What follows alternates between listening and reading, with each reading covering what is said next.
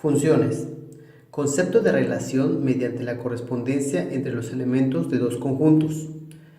Un concepto muy importante es el de relación. Se define como la correspondencia de cada elemento de un conjunto con respecto a uno o más elementos de un segundo conjunto. Vamos a poner acá dos conjuntos. Acá tenemos un elemento, elemento 1, elemento 2, elemento 3. Este vamos a llamar elemento 1, elemento 2, elemento 3, y va a existir entre ellos una correspondencia. La relación conduce a la formación de pares ordenados de cualquier tipo de objetos. Pueden ser gráficas, hechos, números reales, figuras geométricas, datos, etc. Pero bueno, vamos a hacer un ejemplo de este tipo de relación. Suponemos que tengamos acá, tenemos la primera función que va a ser estudiantes, y la segunda función que van a ser sus calificaciones. Supongamos que aquí tenemos a Raúl, aquí a Jorge, Armando, Héctor, Soledad, ya. Y las calificaciones, vamos a poner aquí que son estudiantes, y este conjunto serían las calificaciones de forma cualitativa, que le vamos a poner que es excelente, muy bien, regular, y la S que es suficiente. Supongamos que Raúl, su calificación es muy bien, de Jorge tal vez es excelente, de Armando es regular, de Héctor vamos también que está muy bien, y Soledad vamos a ponerle que es suficiente. Gracias a estas relaciones se van a formar lo que se llaman pares ordenados. Pares ordenados. Y ahorita vamos a ver los pares ordenados. ¿Qué son? Es las correspondencias que existen entre los elementos de un conjunto y el otro conjunto. En este caso, el primer par sería Raúl, MB. Raúl, muy bien. Jorge, excelente. Segundo par ordenado. Tercer par ordenado sería Armando, regular. Héctor, muy bien. Y por último tendríamos Soledad, suficiente. Estos son los pares ordenados que se forman cuando existe una relación entre elementos de dos funciones. Bueno, concepto de función como un caso particular de relación. Ya vimos lo que es una relación y cómo interactúan entre ellos los elementos de un conjunto, de uno o dos conjuntos, ¿no?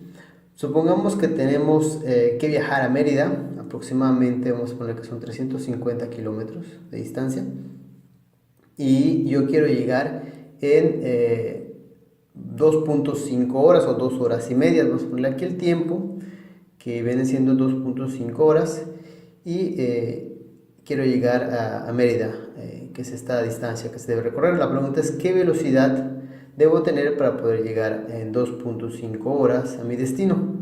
Bueno, en este caso sabemos que para calcular la velocidad va a ser igual a la distancia entre el tiempo. Y lo que hacemos es prácticamente sustituir distancia, que son 350 kilómetros, entre el tiempo, que es 2.5 horas. Hacemos la división, 350 entre 2.5, y nos va a dar 140. Es decir, tendría que ir a una velocidad de 140 kilómetros por hora. Muy bien, pero tal vez aquí le podemos cambiar esta variable. En lugar de llegar en 2.5 horas, yo quiero llegar en 3 horas. No quiero llegar tan rápido. ¿A qué velocidad tendría que ir? Bueno, regresamos a la fórmula y sustituimos la distancia. La distancia es la misma, 350. Lo que hay que sustituir es el tiempo. Ya no va a ser 2.5, van a ser 3. Dividimos 350 en 3 y nos va a dar 116.6 kilómetros por hora. Y si lo hacemos en 4 horas, más tiempo, obviamente la velocidad nos va a dar 87.7 kilómetros por hora. Aquí es importante mencionar que este tipo de relación es un tipo de relación inversa. Se dice que es inversa porque al aumentar el tiempo, la velocidad disminuye. Cuando una variable aumenta, la otra disminuye. Y acá es importante mencionar que existe uno y solamente un valor de la velocidad con respecto al tiempo. Por ejemplo, si yo deseo llegar en 3 horas, la única manera es ir a 116.6 km por hora. Si yo quiero llegar en 4 horas, la única posibilidad es que sean 87.7 km por hora de velocidad. Nunca va a haber una forma en que yo, si quiero llegar en 3 horas, aunque parezca muy absurdo, tenga que ir a 87.7 km por hora. Este caso nunca se va a dar, es decir, siempre a un valor de una determinada variable le va a corresponder solamente un valor de la siguiente variable. Va a existir una relación, pero sí sé que es particular porque solamente existe una relación única. La función, en este caso, implica una correspondencia entre los elementos de dos conjuntos, es decir, cuando dos variables están relacionadas.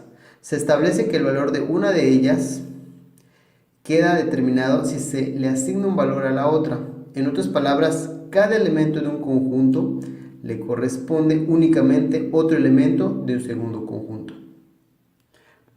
Muy bien, vamos a ver ahora un ejemplo en donde vamos a ver estas relaciones. Supongamos que tenemos, no sé, la siguiente función: y es igual a 2x al cubo. Este es un caso particular denominado función. Tenemos el conjunto x y el conjunto y. Vemos que el conjunto y depende, vamos a llamarle variable dependiente, depende del valor que le asignemos al valor de x. Si yo a x le doy el valor de 1, el conjunto y va a tomar el valor de 2, porque es sustituir 1, vamos a ponerlo por acá, vamos a decir que es 2 por 1 al cubo. 1 al cubo nos da 1 por 2, 2, por eso y toma el valor de 2. Cuando x le damos el valor de 2, en este caso va a ser igual a 2 por el valor de la variable, que sería 2 elevado al cubo. 2 por 2, 4 por 2, 8 por 2, 16. Lleva a valer 16. Y así podemos seguir. Cuando vale 3 va a ser 54. Cuando es 4, 128. Y cuando es 5, 250. Una función es un conjunto de pares ordenados de elementos en la cual dos pares ordenados distintos no deben tener el mismo primer elemento.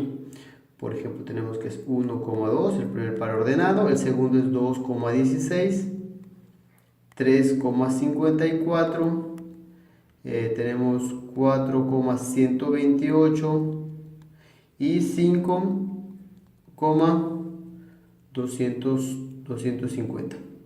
Muy bien, entonces no se debe repetir el primer elemento.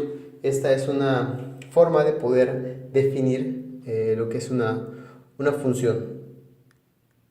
Otro ejemplo que podríamos tener, acuérdense que el primer elemento no se debe de repetir. Otro ejemplo que podríamos realizar es el siguiente. Tenemos, por ejemplo, la siguiente función, que sería y es igual a x al cuadrado. Yo le puedo dar valores tanto positivos como negativos. Por ejemplo, vamos a ponerle que x vale menos 2, una x que va a valer ahora 2, para saber cuánto vale y. Que lo que sucede, que yo al sustituir menos 2 al cuadrado, y va a ser igual a 4, y cuando 2 lo sustituyo en x al cuadrado, y va a ser igual también a 4. Si yo ordeno estos pares, nos van a quedar menos 2,4 y 2,4. Esto es posible, esto sí es una función porque cumple con lo que les acabo de mencionar.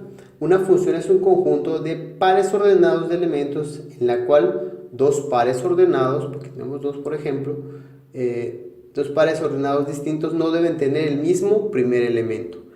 Este es un elemento diferente a este. ¿Okay? Aunque en el caso de las y, que serían 4, también llamado contradominio, se repita. Esto es posible y de hecho una forma de representarlo sería así. Por ejemplo, acá tenemos unos números, unos valores y acá tenemos el 4. Esto sí va a ser posible. Eso sí va a ser posible.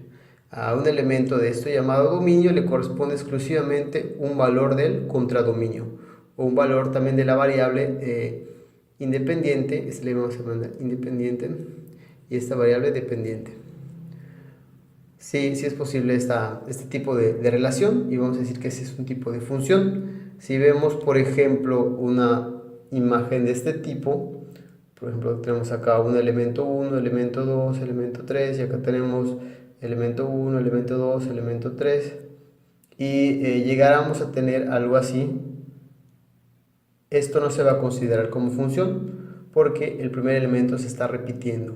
Tiene el mismo primer elemento que no se debe repetir. ¿Cuándo haces una función de forma gráfica?